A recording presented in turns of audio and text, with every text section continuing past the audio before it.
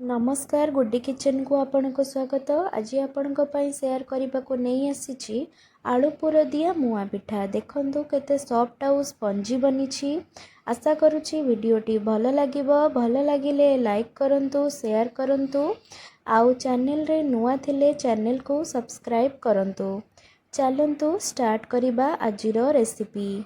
मु चाउल 2 कप आउ बिरी 1 कप नहीं। मु 3-4 घंटा पानी रे बतरई देइथिली, तापरे बाटी देइथिली।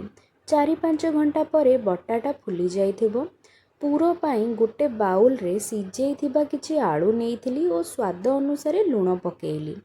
मु एटी हळदी गुंड, लंका गुंड, जीरा गुंड, धनिया गुंड, किचन किंग मसला, गरम मसला, काश्मीरी पाउडर सबू हाफ टेबल स्पून नहीं।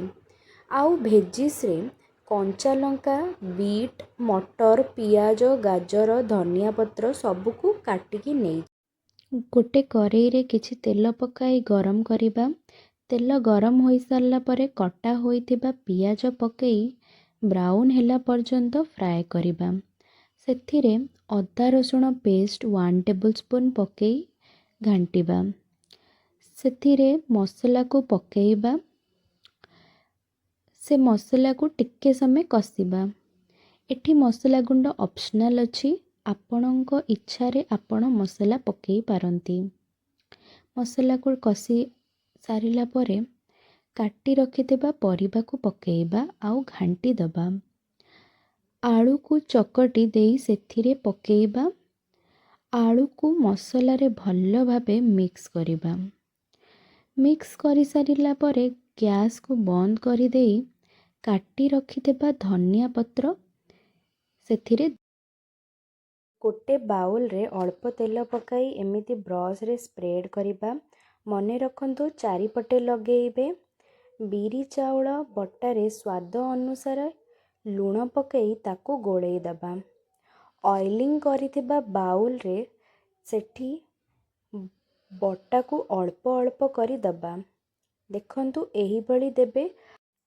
आलू पूरा ठंडा हो जाइछि आउ सेथिरे आमे सेम लेयर रे स्पून रे आलू को समान भाव रे स्प्रेड करी दबा। मने रखिबे एहा को बेसी चापिबेनी नहले आलू पूरा तळको पळेइबो। देखंतु एही बळी देबे आउ कटा होइथिबा धनिया पत्र पकेइबा। से बटा को ऊपर देई देबा। सबु आडू भल्ल भाबे देबे। देखंतु एही भली करिबे आपण। एबे एहा को स्टीम दबा। स्टीम दबा पाई मु इडली छांच नेइछि। सेथिरे पानी देई ओ एहा ऊपरे आमे पिठाटी रखी दबा। एही भली रहिला देखंतु। एबे घोडणी देई दबा। गैस रे फ्लेम को एठी स्लो करी देबे। मने रखिबे एठी स्लो रे ही स्टीम करिबार अछि। 15 रु 20 मिनिट परे मु घोडणी खोली गोटे काठी को एमिति पिठा भितरे चेक करबा पाई पुरेइली। देखंतु पिठाटी हमर भल्ल भाबे सिझी जाइछि। एबे आमे एहा को बाहर करी दबा।